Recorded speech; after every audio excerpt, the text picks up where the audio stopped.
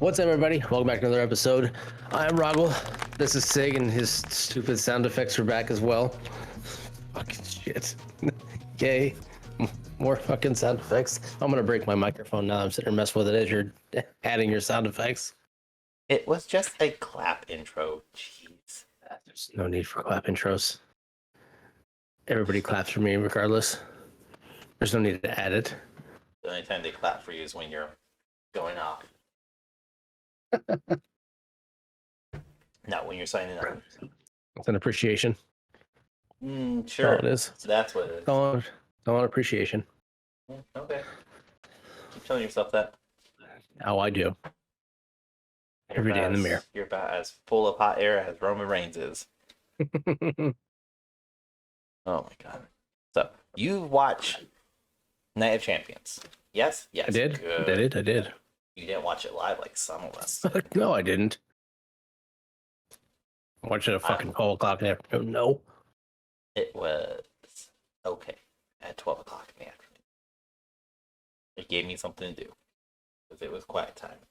And my kids were not in the house or not in the living room. So, not a big deal. But compared to our speculations of how to put it, hot shit. We thought Night of Champions was going to be completely and utterly just dog shit, hot trash in Arizona summer. Mm-hmm. To put it lightly. Yeah. Would you say it lived up to that expectation? Lived down to that I would say it's better than expected. I enjoyed it. I did skip a lot of the matches, but the matches that I did watch, I enjoyed the 7 matches. What matches did you skip? I skipped the. Let me go through it. I know I skipped Trish and Becky until like towards the end. Okay, so you saw Stratton come on. Gunther and Mustafa. I skipped through that one. Called it. Let's just start right there. Called it, you stupid fuck. They're in his home country. Dude's not from Chicago. Disregard everything Six said. They're gonna give it. No, fuck. They're not gonna take it off of Gunther for some punk ass nobody. Oh, okay. I'll take that one when you take the other one that I called. I was so pleasantly happy with that one though. I was so happy, even though I saw a TikTok today where it's like in the last 3 years, anybody who has fought Asuka at a pay-per-view event has become pregnant within 2 to 3 months. So like, oh shit, I guess we're not gonna see Bianca Belair for the next year because she fought against Becky before Money in the Bank, and then of course and this was like 2021, 20 no, it had been 2021. She fought and then won at Money in the Bank, and Becky relinquished the title to her. And then she fought Carmella, which I was like, oh, I didn't know I don't remember them having a pay-per-view match. Carmella got pregnant, or is pregnant, and she's finishing up for a term. And Alexa Bliss, who just announced that they're going to have a kid in December. And who was the other one I saw in it? Because there's 4 women. I can't think of them. So Becky, Carmella, Alexa Bliss. Did she fight Ric Flair? Or Flair's daughter? Ric Flair. Flair's daughter? Because didn't she have it? No, she got married. Yeah. She didn't have a kid. I didn't save the TikTok, so I don't know. But there was a 4th one. I was like, oh, okay, yeah. It tracks. But I was okay with being wrong about that one. Because they needed to not have a babyface run the gauntlet like she's been doing. The gatekeeping, as they called it. But at the same time, Bianca could have gone longer and would have been justified. It all would have made sense. She wants time off too, so she needs time off to have a baby apparently. So, I mean, cool. You heard it here first before they even knew they were pregnant. Yeah. Okay. I mean, it's a good stat to know. So yeah, I skipped through Trish and Becky skip through Gunther and Mustafa. Well, I kind of the Trish jumped. and Becky match though, like, yes, it was not great, but Trish did not look her age completely. There was definitely moments where Trish was like, again, you didn't watch all of it, so fucking no. But there was moments where Trish literally had Becky on the ropes, and she was running just rampant and was actually moving fluidly to the point where it looked like, okay, looks like she hasn't taken any time off. Yeah, she's older, so she moves a little bit slower, but she did spots and she had moments and everything that made her look like she was good with being there.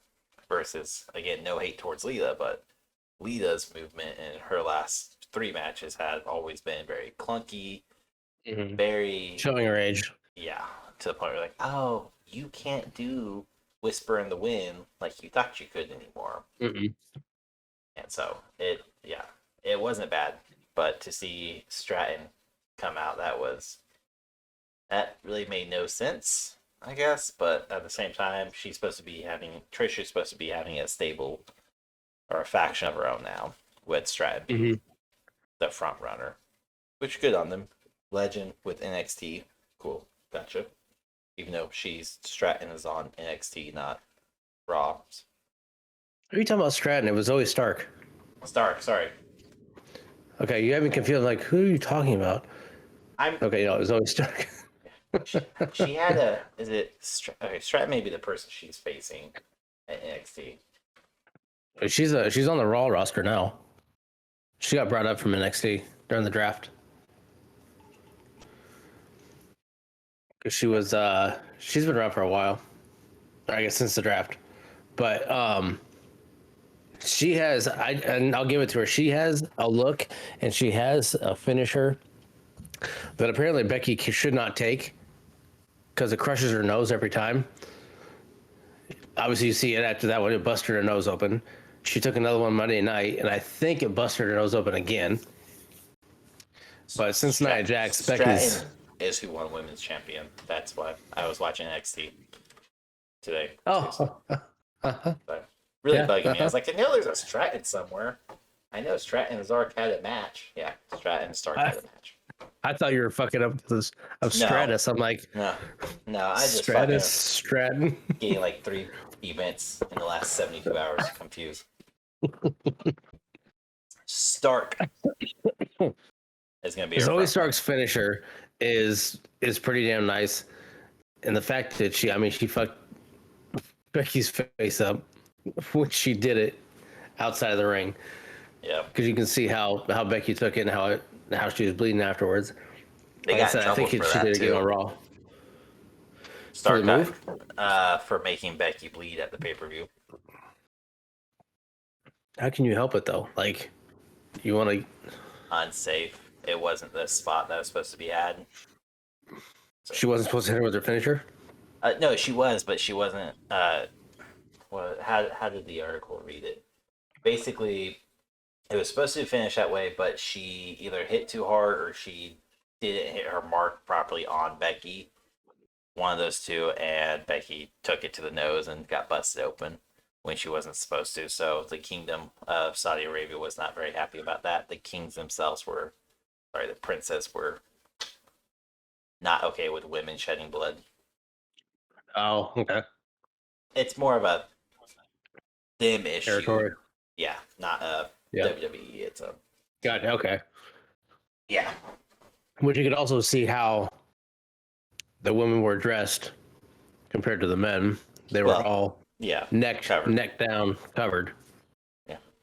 And you saw it several times where like and Trish versus Becky match, there'd be several times where Becky's leg like pant leg would roll up to her calf. And she would literally have to sit there and like pull it down. She'd wrestle someone, pull it down. It's like, these these women got briefed beforehand. It's like, no skin. No, your ankles, fucking cover that shit. Treat this like it's 1930s. You cover those ankles. Yeah. But so I noticed that a lot because it was kind of bugging me throughout the pay-per-view or through the match where I'm like, seriously, just fucking let your pant leg go. Stop. Yeah. Stop it, Becky. The women reps had the turtleneck and the long sleeve underneath. You know they were hot. That shit had to drive you nuts. Yep. So, I mean, the last couple minutes of the match was good. Seeing Zoe Stark come out was cool. I mean, it And was doing that. unpredicted. Nobody had a rumor of it, Mhm. and it was a nice change of pace to finally have a surprise element actually be a surprise for once, and not a Yeah. oh well. Trish is gonna. I didn't see anything for weeks about Trish having a faction or having anybody coming up, so it was a very pleasant surprise. But the match itself was not as shitty as I thought it was gonna be. So I think Gunther versus Mustafa Ali was the only match where I was like, called it. Oh, and Natasha versus Ripley. I was like, called it. Yep. Yep. Saw Natalia. that. You, What'd I you're fucking say? Natasha. You're knocking the names out of the park tonight. No. No. Did I say Natasha? Yeah. Yeah. I did. The stress. But to start off Natty. the pay per view with the heavyweight championship with Rollins and Styles, Yep. I think was a very very good way to do it. The match itself was pretty damn good. I liked it. Part of me wanted AJ to take it, but obviously we both knew that Rollins is going to get it. So again, the end of it was good. I don't know what the fuck he was wearing. Well, he always does something. I know. Weird. He has gigantic ring attire, but good move on the part of putting the belt on him and letting him run with it. Hopefully it stays that way for a little while. But if he's going to be Marvel, I don't know. I mean, with the way Monday Night Raw happened, is even Rhea Ripley, got that name right, made remarks at him saying, "Don't worry about holding on too long. It won't be long before you drop it." I was like, "Great, Yeah, okay. great." Continue with what she said, though. I know. She said it could be one of us. Yeah, I know. I don't know. No, it was Finn and Priest, and then she's like, "Oh, could be my Dom Dom," and then everybody's like, "What? Are you fucking serious?" Like, no. Yeah. Like everybody's like, But no. it Back would. this bullshit train up real quick. But other than the whole Dom Dom thing, though, Finn is a contender. I would say Priest would even be a contender, but I think Priest needs to run with a mid-tier card. Let Finn have top, and then Rhea have women's, and then Dom just be fucking Dom. He's there. He's there.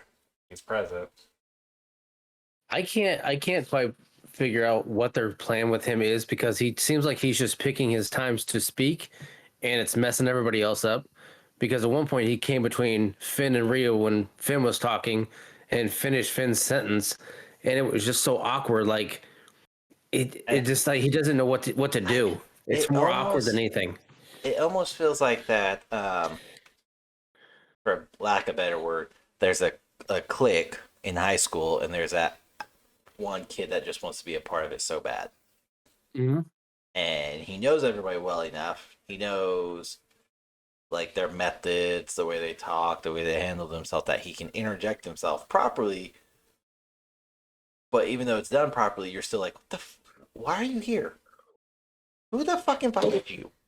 Like, you still have that much mentality of what the fuck?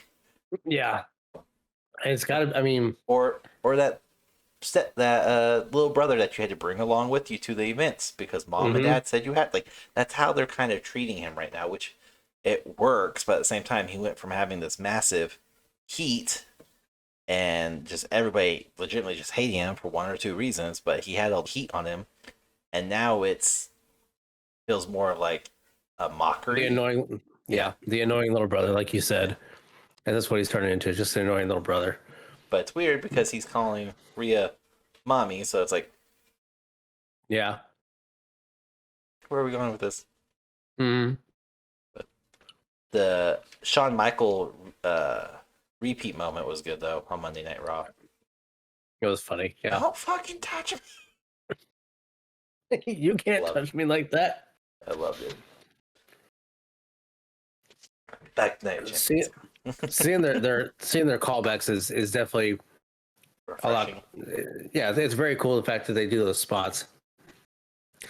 But like the beginning of the pay per view to start off with those two set the pace for it, and it wasn't like it didn't set the bar extremely high No. because it wasn't a blow your mind match.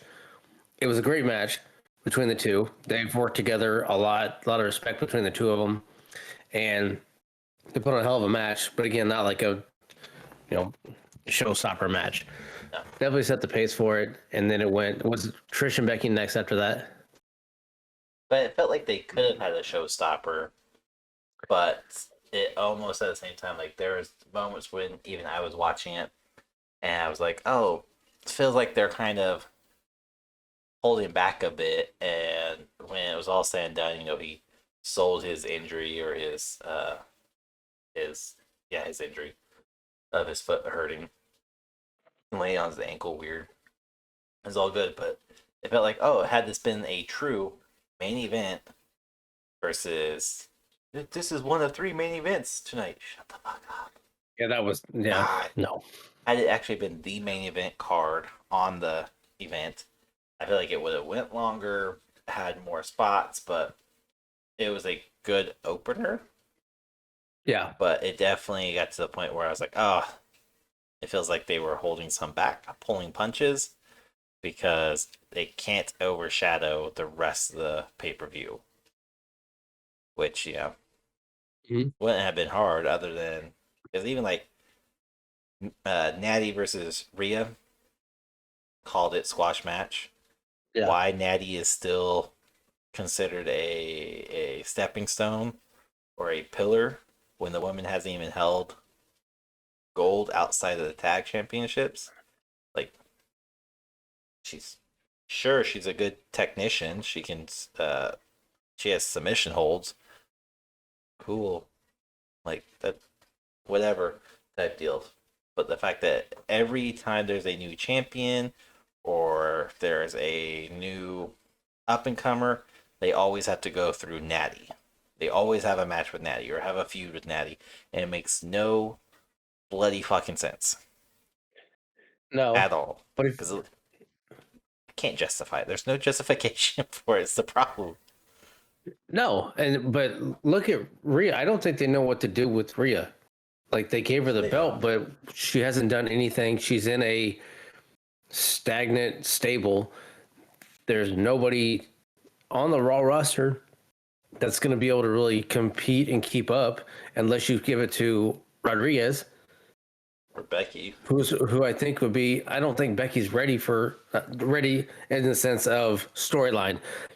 I mean, storyline wise, try to catch on that one real quick. No, as in storyline where she's at. Names. So I think Rodriguez is probably the only one that would be a legit match for her. Yeah, I could see Becky, but the storyline that Becky's in right now, it's there. Rodriguez is one half of the tag title who lost her tag team partner.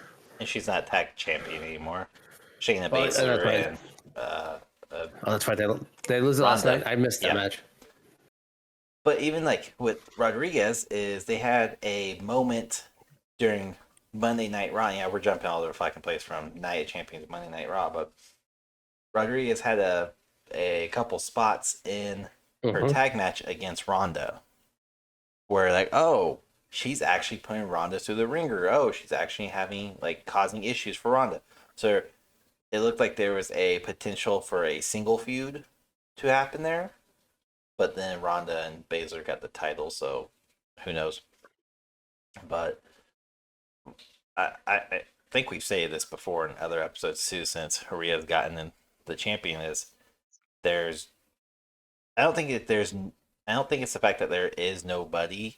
I think it's more along the lines of there is no proper fit. Whereas, like, yes, we have Becky. Becky could give Rhea a run for her money and could have a proper storyline, but their focus right now with her and Trish. And looks like there's going to be a faction of some sort leading into it. Cool, whatever. And then who else do you have on women's roster? That would be an actual like, even if it wasn't a squash, just a good lineup. Oh, excuse me. So yeah, you would have Charlotte? Is Charlotte on? Charlotte is. Oh, that's 2022. That doesn't fucking help me at all. By the way, this says Becky Lynch is a free agent. I don't think it's true. It says free agents of 2023. I know this is a fucked up list because it says Andrade, Big Show, Bo Dallas, Becky Lynch. But this article's not that one. 2 months ago. Yeah, no, it's not that one. My God. Amazing. Yeah, I mean, no, because you have Becky, you have Chelsea Green's a joke, Carmella's out, Candice LeRae, she's being mishandled, Dana Brooke's a joke, maybe Emma, because Emma kind of has that possibility. She was really good as a heel in NXT, but she's a high heel now, so maybe. Indy Hartwell, but I think she's injured still. Maybe. I don't remember. This is like all NXT people, though, for the most part, because you have Katana Chance, Katana Chance, whatever. Cadence Carter. Don't really know who. I know who Cadence Carter is. She was good on NXT. Liv Morgan is on Raw. Again, injured. Lives out though. Yeah. Natalie, Nikki Cross. When's the last time we saw Nikki Cross, by the way? She came out on Raw, didn't she? Not on Hulu. Oh yeah, she came out. Yeah, she came out recently. I think it was on Raw. During one of the women's matches. Piper Nevins, aka Dewdrop. Like, she would be just for the powerhouse aspect of it, having Rhea go against her and do a proper feud would be possible. While yes, we all know without chance in the sky that it would be Rhea coming out, but it would make Rhea look stronger since that's how we saw Piper though on Hulu. Yeah, a long time. My Hulu access is restricted. I haven't seen her. Yeah, I haven't seen her. Is on Raw, so yeah. Ronda's on Raw. Deville's on Raw. Baszler's on Raw. Tegan Knox. She could, but they've been pigeonholing a lot of NXT girls really bad. I would use Zoe Stark. I would use Zoe Stark. Zoe. And let Becky cost her the title. But no, I mean, there's really nobody on here other than, again, Rodriguez, Zoe, even though her WWE picture makes her look like a crack whore. I think Zoe's gonna, after the whole Becky Lynch thing, maybe. Piper.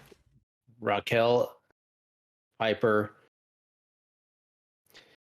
The other if Liv gets back injured. Yeah. Indy Hartwell would be a perfect one, but again, she's injured.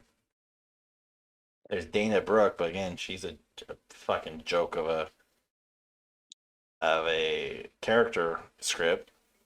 She had all the makings to be a powerhouse female, and the creatives just shit the bed with her. So, I don't know. What about Ava? Have her get called up from NXT?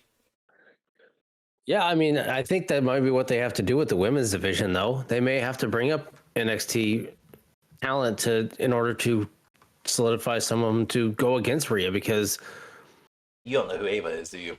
I don't. I have no idea. But oh, fuck that! No, not Ava Raine. Oh, Ava Raine. Okay, no, just watching her Ava now. Oh, it's not Ava Rain, it's just Ava. So she's changed it again. Yeah, it's just Ava. Okay. Okay. Well, I've tried to keep up with her in the minimal amount that she's been on, and she just She's can't. rough watch. She's a rough watch. She can't talk, which is very odd. If your dad cannot shut up, but yeah, you can't figure out how to cut a promo. There, but granted, she's young. Maybe she can figure it out. I don't know. She's gonna But have to figure out because she's not getting the. I almost said the clap. She's not getting the crowds.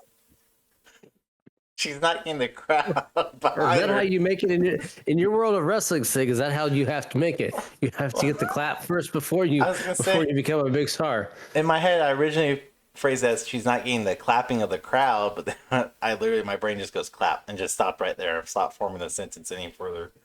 But the crowd's not behind her. Like, they don't hate her, they don't love her, they don't support her, they don't despise. Like, there's nothing. Well, she's in also a joke faction, the Schism.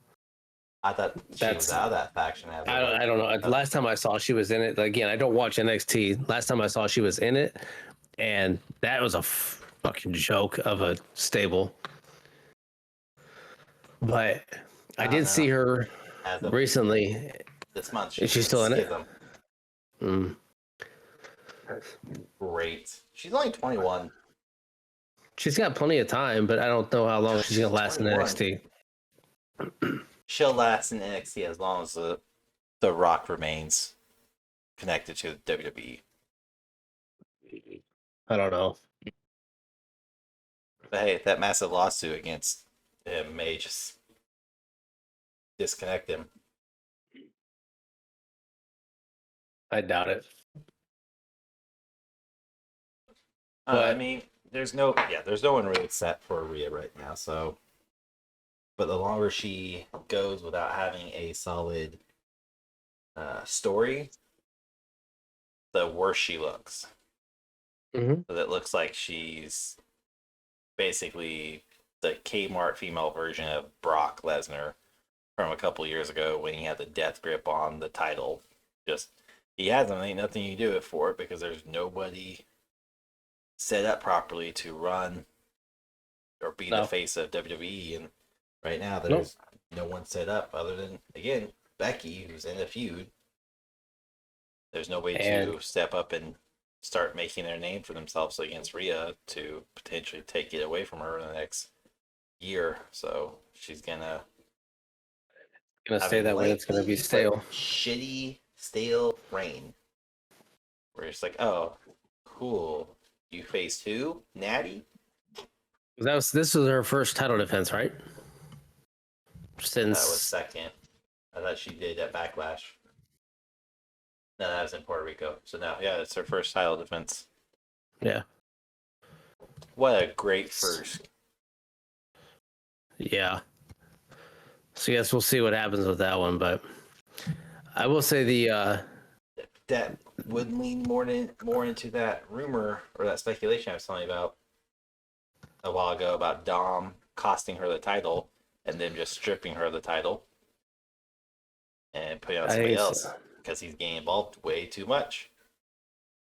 So even with shitty storylines lined up, if it all revolves around Dominic costing her title overall because he's getting too involved, even though she is winning, she doesn't ever lose it, but it's, very dirty tactics. It'd be a great way to keep heat on him and heat on her and have her kind of be pissed off and kick his ass out of Judgment Day and send him to NXT. Maybe, I don't know. I have to see because they need to do something, but it's gonna be a while probably. But I will say the Asuka Bianca match that was good. Obviously was way better than that one, but I like the way that be better than that Asuka. Let's calm it down now. You'd probably pull something just get in between the ropes. Let's be honest. Probably trip going. face plant, just blood down my face. It's okay. I'm good. I'm good. I might pass out. We'll be okay. We're good. Okay. Oh, I I'm really feel a little lightheaded right woozy. now. Yeah, Just can't do gonna it. I'll be leave. okay. Okay, you win. I'm just gonna lay down. Night Entrance night. music hasn't even hit. The way that Asuka won it, I like the tactics that she has. Obviously, with the spray and everything else, and she lost it or missed it. But here's the thing. Like, I like the tactic of how she won by pulling the trick Muda used to do, like spraying on his finger.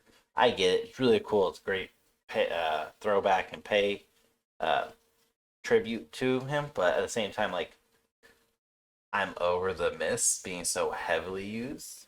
Like, I remember Tajiri using the miss too back in the Attitude Era, and it was not every fucking chance he got. Every time he showed up in the ring, every time he had a match, like it's becoming overused to the point of there's really no longer that surprise element when watching it. It's now just When is it gonna happen? it's gotta happen, but when. Whereas again, when I didn't watch too much of Muda's. Now I feel like I'm saying his name wrong. But even Tajiri's too is you knew he had it in the bag. You knew he could do it. You just like you were. It was also a waiting game, but it was more surprise of oh shit. Okay, he actually used it this time. But 2 matches in a row, he didn't use it. Whereas Asuka shows up. Here, let me congratulate Asuka or congratulate Bianca. Sprayer. I'm gonna storm the ring. Sprayer again. Like I just. Yeah, it is. It is overused. It is. But I think what they're doing is it's her one thing. It's her big thing, and they're still in the PG to PG-13 trying to elevate up. So I mean, they're still appealing to a lot of kids, which I think is one big thing that they're trying to maintain with Asuka because she still has the bright, colorful look to her as well. She hasn't gone completely dark yet in her heel, and she probably won't. I don't see her going completely dark. She's going to stay that colorful, Pennywise, weird-looking mask that she has. Look what fucking Pennywise did to children. Well, maybe, but the way that she did it and the rake of the eyes and everything worked. I would have liked to see a better ending than that, but I don't know. Again, that's also what the Mist provides. It provides such a shitty ending, in my opinion. I know there's a lot of people out there that I've been seeing all over media that are like, "Oh, the Mist, it's such a great one. Oh, that's a good ending." No, like even for a heel persona, one like Roman Reigns never getting a clean win against his opponents because there's always interference is a better heel win than a Mist that is blinding and it really just goes, I don't want to do this anymore. Like that's you don't want to kick out because you can't see anymore, so you can't compete anymore because your eyes are burning so bad. You rather just take the 3 count and be done. Yeah, and such a shitty end, especially to a rivalry that's been going on for so long. Of just really, that's how we're going to end this. yeah. Great, amazing. I think you could kind of tell the way that Bianca was wrestling too, like she was ready to be done. Yeah, I didn't see a lot of flair I see a and lot of powerhouse commitment moves. no, not a lot of commitment uh to her character. It was just kind of like, okay, let's get to this match because I'm done. Yeah. After this, I'm taking a break, and she could be burnt out. I don't blame her. You could kind of tell as she went on. 2 The whole years. EST thing went on. I mean, yeah. How long? Is it a year? That was a year. Was it 2 years? I can't But look up. the whole EST thing, it died out really, really quick. Her talking, her promos, all that stuff. It's kind of died out for her. That gimmick as a whole, though, like speaking of the EST gimmick, is the biggest problem you have with that is at least for a babyface.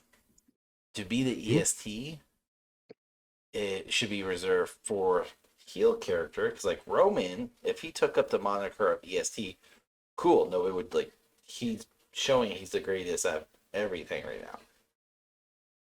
But for babyface to have it, it kind of doesn't fit properly because you can't be the best clean wrestler. There's too much negative things you have to do to become the best at everything.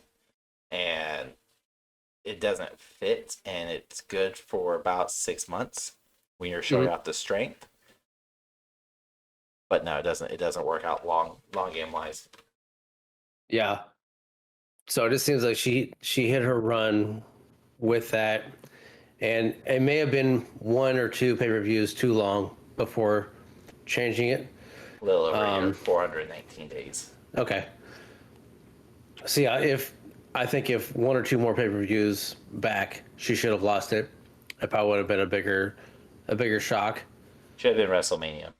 It could have, and I would agree. Should have been. I mean, she won it at WrestleMania last year, and she should have lost it to Asuka at WrestleMania this year. Yeah. And that would have made far more sense versus 2 more pay-per-views against her again. And I grant, best of 3 matches, I fucking called that shit months ago, but You say that for every match, doesn't it? Doesn't count. Yet I am right over 80% of the time with that. Like Cody Rhodes versus Brock Lesnar, best of 3. And Cody even dined it out on Monday Night Raw, saying, I have a win, you have a win. It's a best of 3 match coming out of Cody Rhodes, too.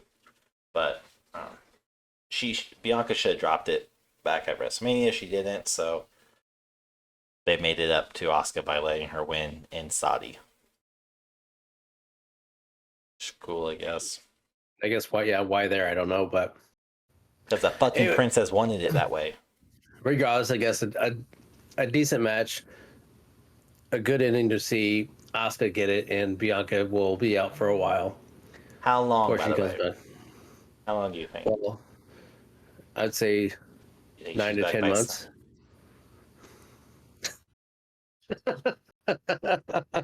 Okay, let's be real. 11 to 12.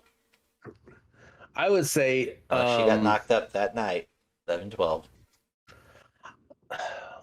Do you think she's back by SummerSlam? I guess let's go there because that's August. I would bet. I would bet she's out till Rumble. She's out till Rumble. You think she's gonna make her comeback at Rumble? She can never return. Yeah, I would say that for the run that she's had over the last year, everything, and she could come back sooner. But I would think that's what, a 6 month. That's January. That's 6 months. 7, 8, June, July, August, September, October, November, December, January.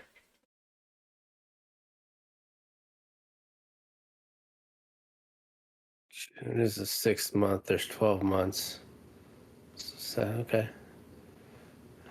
However your math works, I guess. June, July, August, September, October, November, December, January. You have too many fingers up. That's not right. You added a month in there somewhere. Yeah, I would say I think it would have a bigger. You're an asshole. I think it'd be a bigger pop if she came out in the Rumble, but I mean, I could see SummerSlam or Survivor, or probably Survivor's not SummerSlam, probably Survivor Series, if that. Or what if she didn't come back till WrestleMania, and she did kind of like the Cody Rhodes for Seth Rollins, where she was a mystery opponent? Or they take a page out of what they did for WWE 2K23's video game for the women's storyline that they did for it, where they did an elimination chamber, but one chamber pod was blacked out and you had no idea who was inside of it. It was a mystery opponent, and she could come through like that. By the way, that would be cool. Hell, even if it was just 2 guys starting out and 4 mystery people. Let's back it up here. You're talking about the women's division. Yeah. That shit's not gonna happen. The biggest pop you're gonna get if she comes back at Royal Rumble. You're not gonna get anything special, anything cool. I want That happens in something women's division. special. I don't blame you. If they would do that, cool, but they're not gonna do it for women's division. They will not do it. I would be surprised if they did anything cool in the future for like that. I don't see it. I doubt it. I can't argue with you on it because Charlotte Flair's been fucking champion 16 times. Well, look at her dad. Pretty sure that's why. And look who's running stuff, and look who is best friends with Ric Flair. Hey, they had a falling out 2 years ago. Thank you very much. Yeah, I'm sure they did. No. Anyways, let's move on from Bianca's match. Cody versus Brock. The second main event of the night. That's literally what they said every fucking chance they had. It was annoying. This is your second or third match in your trifecta. It's not my trifecta. No, this is yours. This is yours. Cody Rhodes on Monday night even said it was their second match. Cody won one. Brock has won one. Therefore, 1 + 1 is 2. Their third match will take place at SummerSlam. Is the ongoing rumor. And that's where Cody shows up in the wheelchair? Probably. Okay. This was a letdown. Yes. I thought it was... Was it just a normal match? I can't remember now. Yeah, it was just normal stipulation. Stupid.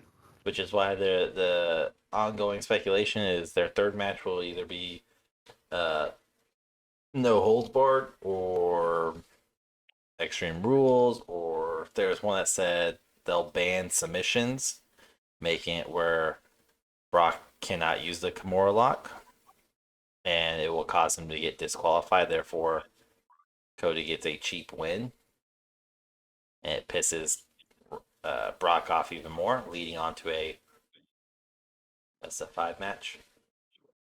To kind of drag it out and make this his redemption arc.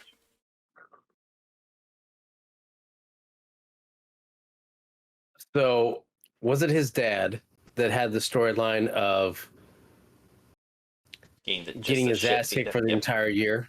Okay. Yeah, so that's what I did. I did see that's the storyline they think may happen, of a redemption year, pretty much, of him just getting his shit kicked out of him for an entire year. But I don't think Dusty got the title at the end of it. He just had to pretty much prove himself for the entire year, and then I don't know what the fuck happened. I can't remember. But I do also want to see the hired hand storyline. I love that storyline alone. Is just it's so good. Whether he's a hired person, and it was Triple H, or he was hired by Paul Heyman, by Roman Reigns. Like, either story arc they want to go with is good. I prefer the Triple H aspect of it to tie in more of his indie circuit run and what he did with AEW, and make it more of a pay your dues for what you did to us. Like, it makes more sense. But Triple H wasn't shown on Monday Night Raw, but he is supposed to be shown on Friday Night SmackDown.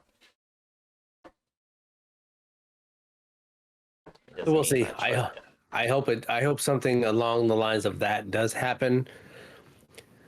But our luck, it's more likely just going to be these two going back and forth and have 3 to 10 more matches, and that'll be that.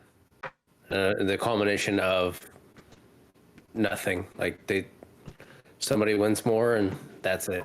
There's no purpose to these matches other than the sheer torture of what Brock will put Cody through and what Cody can tolerate until Cody's body breaks down again, since he gets hurt every match that he gets in. Now, luckily, he was his already broken arm that got hurt again. So, who knows? It was not an interesting one since he didn't tap out. He didn't get pinned again. It wasn't clean. It wasn't dirty. It was just Yeah. Yes. Wanted more from it, but hopefully there's something coming. I don't know. like I do you like the thought. storytelling they're doing. Yeah. I do like that. I do like how they're doing things. I do like how those two are putting on a very realistic storyline and everything backstage, how hardcore Brock is going and Cody's allowing him to pretty much just run around like a rag doll. Those two have the realest storyline going on right now in the fact of how Monday they're Night doing Raw. it. I think in between the two, because of how realistic the way that he's throwing Cody around and like that, I just see a lot more in that one and a lot more emotion in that one. I I would normally agree with you for the pure prospect or the perspective of the fact that it's fresh, like it's within the last 3 months. Yep. Whereas the other one that's so interesting is been accumulating for 3 years now. So it's been dragged out, shoved down our throat, and we're just starting to see emotions shown by Jimmy and Jay. So it's that weird, been around forever, it's old, it's known, versus fresh and new. And yeah, and I guess that one is just kind of, I guess, already up there as a known one. So with the Brock and Cody being fresh and new, yeah. But with that tag match that happened and the way it went down, the way things broke down. Well, before the breakdown, I didn't like the tag match. There was there was really no purpose in it. It was to set up more story. No, I got the purpose of it's closure for KO and Zayne, but it fractures the blood. Like I get the purpose of it, but it There's no didn't closure feel. yet. Sami's not done. No, Sammy won't shut up about it. Yes, but He wants to continue talking about it. I know. KO's done. Yeah, KO's like, made I'm it very fucking clear. done. Like, I don't want to ever talk about them again. So he has the closure. We're No, going Sammy's to a see psycho girlfriend that won't stop talking about the love of his life. Jay. That's exactly what he is. That's what it is. He still has his love lost of like, oh, that's done. But you see what they're doing? You see those guys over there? Oh, those guys are doing things still. Those guys, they're done though. I don't talk about it, but they're done. Stuff's going on over there. No, Sammy's not done yet. But Nowhere near. that's where the story, like that's why I like their storyline so much more though, is because you're seeing Jay and Jimmy. Well, finally Jimmy came to a head with Roman Reigns, super kicked him twice. Cool, awesome. Been waiting for that. Thought it would be Jay, not Jimmy, but it makes sense now because Jay started it. Jimmy is the reason why Jay's in it, so it works. But at the same time, Zayne, Sami Zayn was backed from the get go by Jimmy, and he got Jay to come around. They were boys, so it makes sense that Sami Zayn is involved indirectly with it, but I also think that's what's going to lead KO and Sami to split. Because KO's like, I'm done. I don't want to do this anymore. I told you I'm done with the bloodline. If you want to keep talking to Jimmy and Jay, that's fine, but I'm not helping you out anymore. Done. But I still love him. I want to go back. He has my CDs in his car. I need them back. We share the same Netflix account. I have to go back. We bought a goldfish. It's my time for custody. This is one thing that, in order for the Usos to split, and the way that they're doing it works because they're letting Jimmy be the standout right now, and Jimmy is actually looking decent. He's handling it well. He looks good, and you can almost see him as a single in a way. Jay obviously already has it. We've established that a long time ago that Jay can stand alone and be a solo wrestler. Jimmy, you've never seen that I can remember or know of, but he's kind of doing it himself, and I want to see a little more of what happens. And I've already seen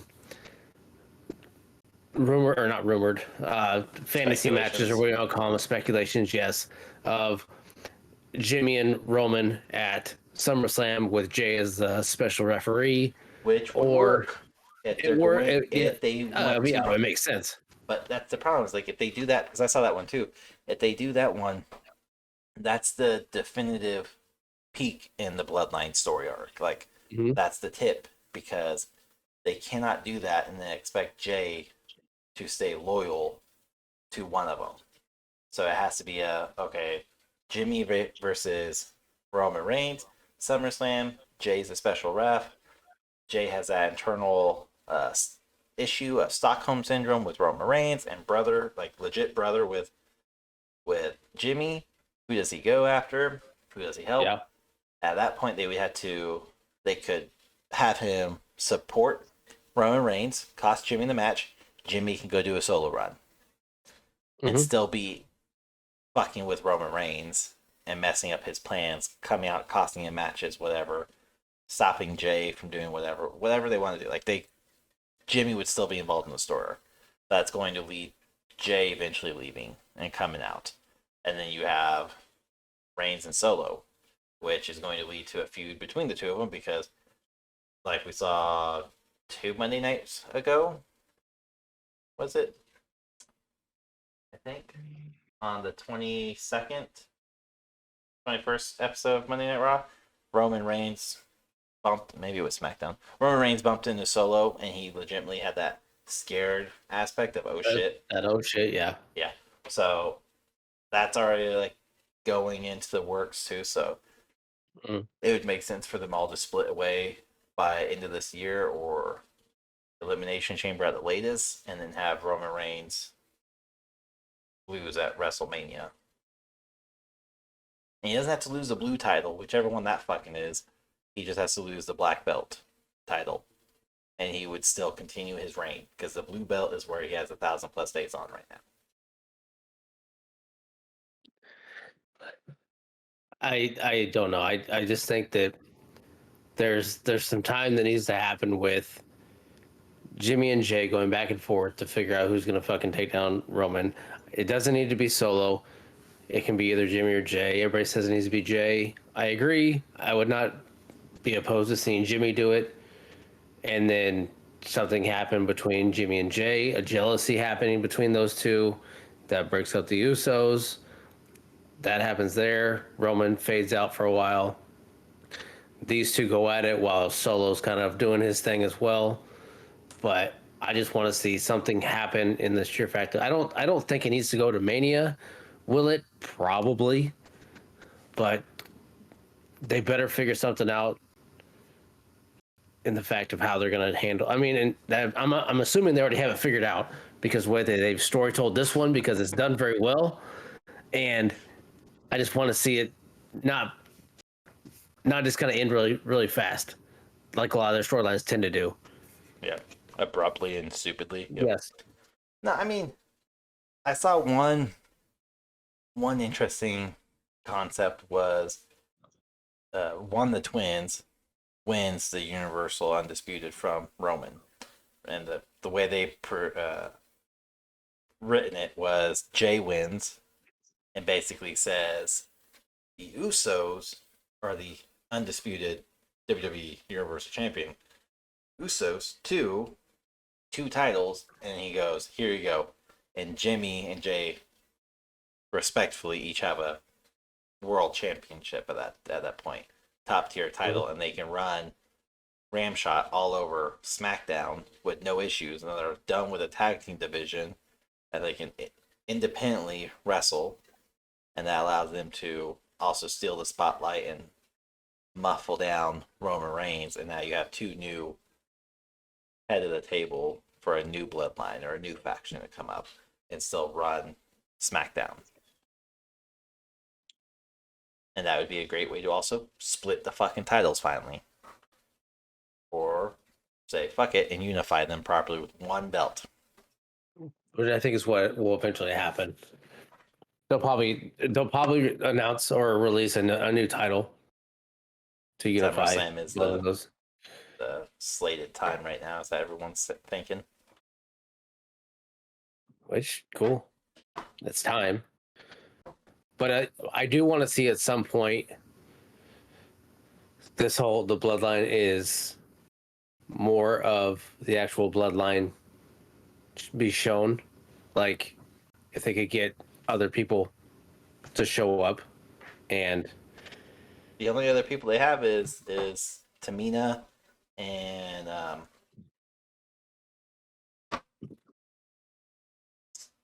can't think of her name now. Your homegirl. Nia Jax. Yeah, there we go. Those are the only two that are related. I'm talking like Rikishi and The Rock, and The Rock is only related to them by marriage. By the way, found that out. Oh yeah, no, I understand that, but it's still they're still in relation of. I know. We just had a discussion last week or 2 weeks ago. No, I know. Yeah, it's yeah. We'll break it down eventually, no, but oh yeah, we will. It's gonna be a long 4 or 5 hour podcast that we're gonna do. Drunken debrief. I'm trying to figure that one out. I don't know. Let's spin a wheel. He's here. This one's over here. Somebody's here. I don't know. I don't Look know. Look at the tattoos. Look at the fucking tattoos. I don't know if they could bring Rikishi in though. I mean, he's not good on the mic. Nobody says he has to really talk. Whoever gets brought in has to have some decent level mic skills, and Rikishi has never been good on the mic. All he's got to do is just be able to call a few things out, kind of be the not head of the table, but that way. And probably wouldn't happen, but The Rock would have to do it as well, and they would have to have a call out of some kind. That's what I want to see. It won't happen, but I want to see something along the lines of that. That means his daughter has to get involved. Which, by the way, as much as she sucks, bringing her to the bloodline and being around those four would probably do her a world of good. Like, not just career-wise, but like actually be around four people. I guess, no, yeah, four people. Heyman being the fourth person, not Solo, who are actually good on the mic, who are good on getting heat, delivering heat, and actually being able to wrestle and all that. Like, it would make sense, and it would give them finally someone they could. I'm trying to think of a better word than groom. That's not a proper word right now. You already want to give her the clap, so might as well groom her too. No, don't take this out of context. But it would be. Put it there. Shut. No, I didn't. It would be perfect for her because then they could make her to be a dominant female wrestler to take the title from whoever's holding it, even if it's going over to Raw and taking the SmackDown Women's Championship. She's nowhere near ready for any of that. I mean, no. Have you seen her wrestle? Yeah, like a few weeks ago. But I'm saying is if she's in the bloodline, though, at least she could be around that and they could help her and they could make it so where she's better. Because right now with the schism or whatever fucking faction she's in, all of them suck ass. They don't need to bring her up. Just because they do a bloodline thing doesn't mean she needs to come anywhere near. Well, they don't need to bring The Rock in there either. He has 3 major lawsuits, all totaling over $50 million. Meh. No, so you can't. You can't. You can't have one without the other. You can't have one without the other. Oh yeah, you can easily leave her down there. It's okay. She'll be fine. I'm pretty sure he won't let it. No fucking way. This is a daughter that's forgotten by him. That's true. Well, pretty much. But the culmination of this, you think it happens at WrestleMania for the Bloodline? Unfortunately, yeah. It probably will. I don't want it to go that long though. But they have the whole story arc ready because they're not going. They can't just have Jimmy get kicked out They can't just kick Jimmy and Jay out. They have to do it very slowly, tediously, and meticulously where it makes perfect sense, because if they just go, poof, get the fuck out, SummerSlam. Yes, that's 2 months, 3 months away. That's still not enough, because Roman Reigns is supposed to be taking time off between now and Money in the Bank, and then supposed to be taking time off after the Money in the Bank until SummerSlam. So he's going to have too much time off to properly do it, where they're going to build internal issues even more, with Jimmy's basically trying to turn Jay against Roman Reigns, and the one time Reigns comes back, they can hash it out, and Jimmy not being anywhere nearby. Yeah. Or him saying, I didn't allow Jimmy to come on SmackDown. You think Adam Pearce has anything saying this? I run this show. I say who can be here. And Jimmy's not there. And it will allow them to drag it out another 2, 3, 4, 5, 6, 7 more months. Yeah. We'll have to see. I think it's already going to happen. We'll have this discussion in 1 month's time when I'm like, told you. No, 2 months time, told you. I'm not denying it. I don't want it to see. I don't want to see it go that long. So I didn't want this shit to go 3 years, and here we are. Yeah. What? Yeah. Yeah. You ain't got nothing. No, I don't, because I really don't know what to think of where all this is gonna go, and because they still have one that really hasn't done anything in the group, and that's Solo. But I mean, he's done a lot without doing a lot. Yes, and he's also still just there. You know, that's all Arn Anderson was. Is he was just there. He was the enforcer. I get it, but the way that everything has gone, everybody's had their big moment. He hasn't had his. I don't think he's had his big moment yet. Jay's had his with starting everything. Jimmy just had his, and it's starting now. We saw Solo with Jay almost spiking Jay. I'm not saying I understand. Yeah. I understand, but it's going to accumulate to something bigger, and it's probably going to involve both the twins to a degree. Like I think he'll have his moment. If not SummerSlam, Survivor Series. It's going to be one of the last 2 big pay-per-views this year. I think that will be his moment, and it may be where he beats both the Usos to the punch, and he just fucking Samoan spikes Roman Reigns and say, I'm done with this teenage drama. You got a stalker girlfriend, can't leave the damn group alone, even though he's not involved. You got Stockholm Syndrome dude over here. And you have Jimmy, who never liked you. I'm done with this shit. Fuck you, people.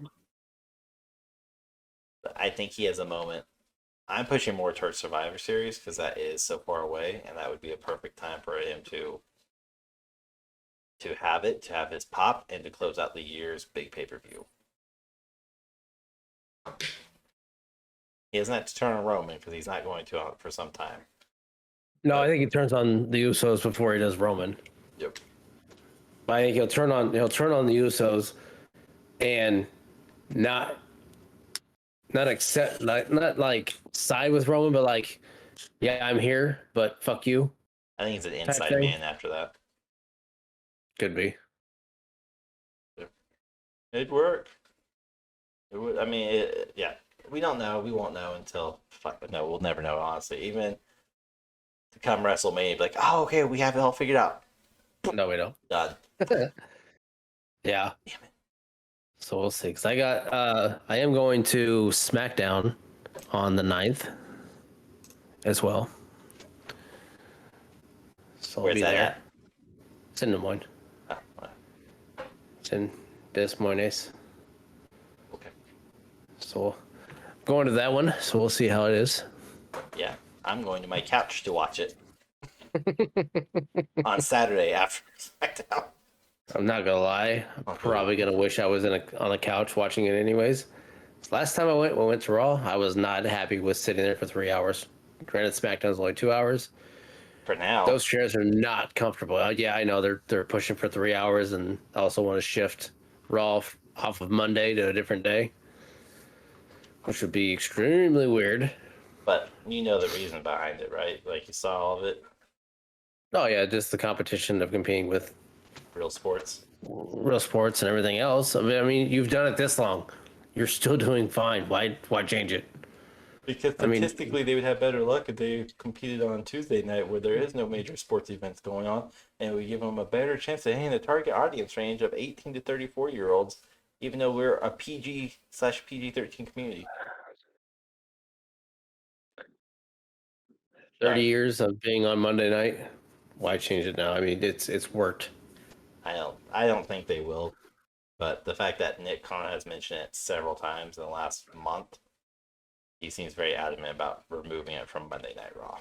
He also wants to go to a streaming service too. So, I mean, Nick is. Nick is just money hungry. Is the way I'm catching it. The cons are period, but I think that's what he just wants. He wants to just make more money for the company. Speaking of the cons, did you see MJF's post match press Yeah, where he's how like, earmuffs, Tony. yeah. I talked about it. He's like, oh, when he wants to hang it up, doesn't mean that he's going anywhere. Takes his ball and Not go going home. to He's like, not WWE. me. I'm Yeah, done. I'm just done. done. Going the fuck home. But I saw that and I found that interesting because a lot of people, I'm sure you see it, a lot of people are like, oh, you're not really a big wrestler until you make it to WWE. But then you have guys like MGF, Darby Allin, Jungle Boy, Sammy Guevara, which I don't think he'll ever go over WWE with Kenny his out. Omega. Well, Kenny May, he's been hinted, but a lot of these up and coming guys who have built so much of their reputation on freedom of creativity, Mhm. they will not get any of that over in WWE. None of them will.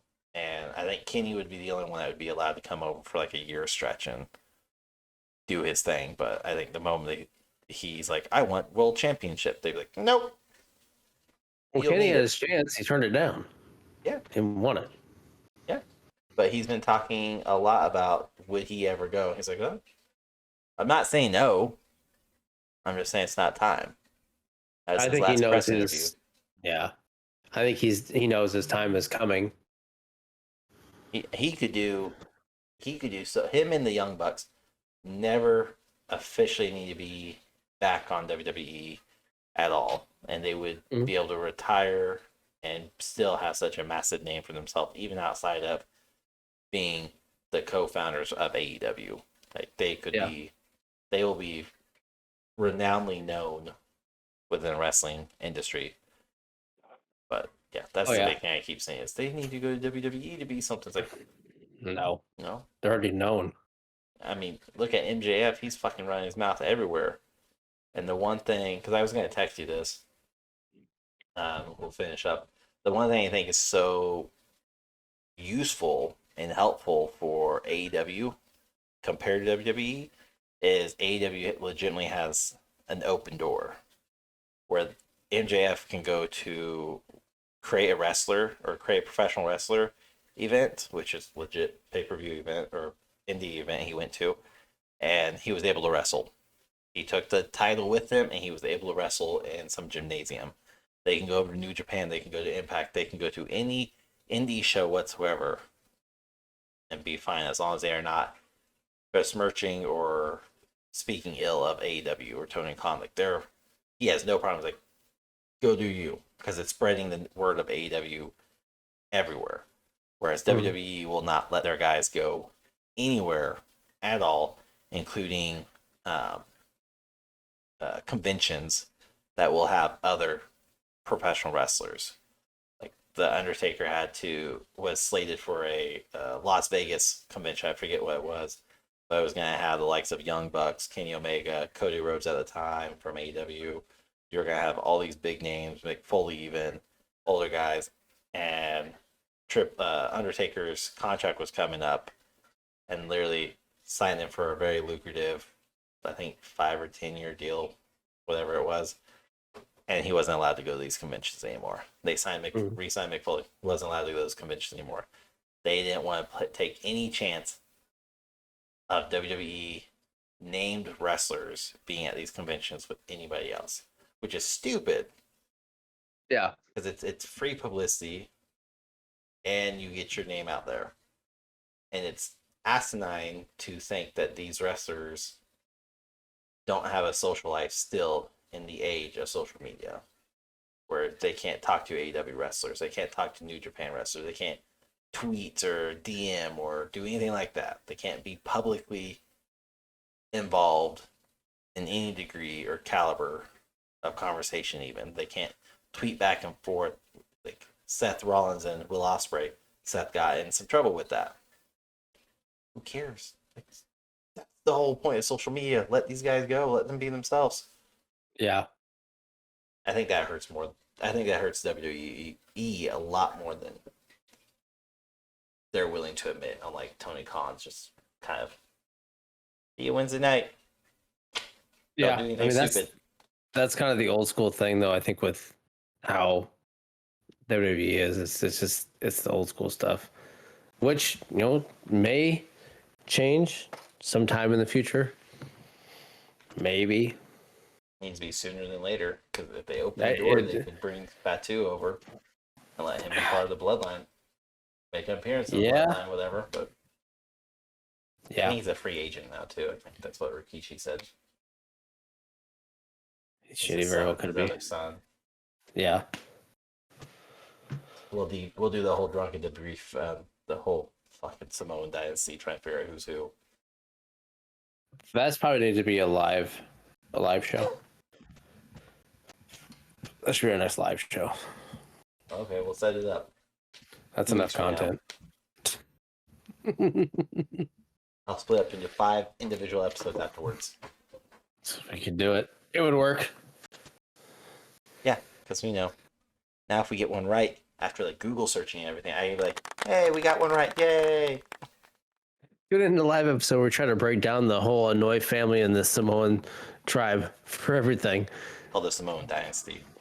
So we've now been live for 12 hours, and we figured out The Rock is just related by marriage, and by his mom. Yeah, that's about it. Great. Tune in next week when we figure out how the Usos are related to each other.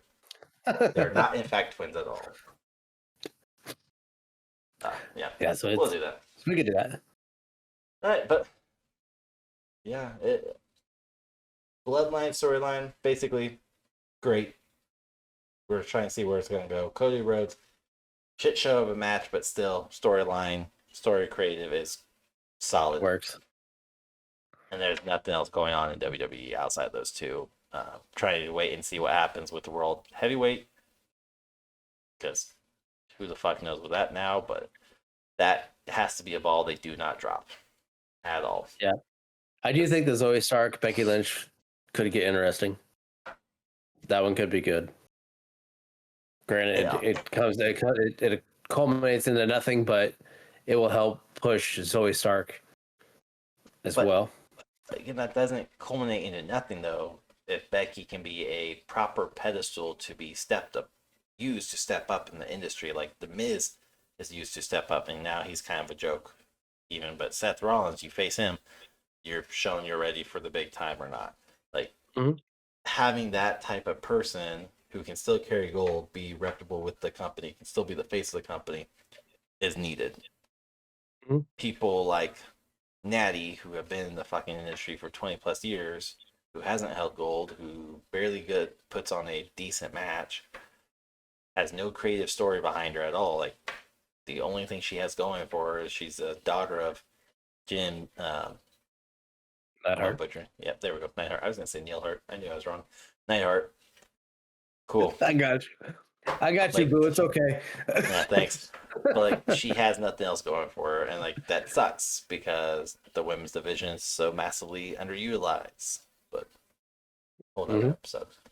Till then, everyone, don't forget don't forget every Thursday night we do live stream video game content on our respective channel, Rahgel and Cybermerc Sig. Check it out. Thursday night, 8:30-ish p.m.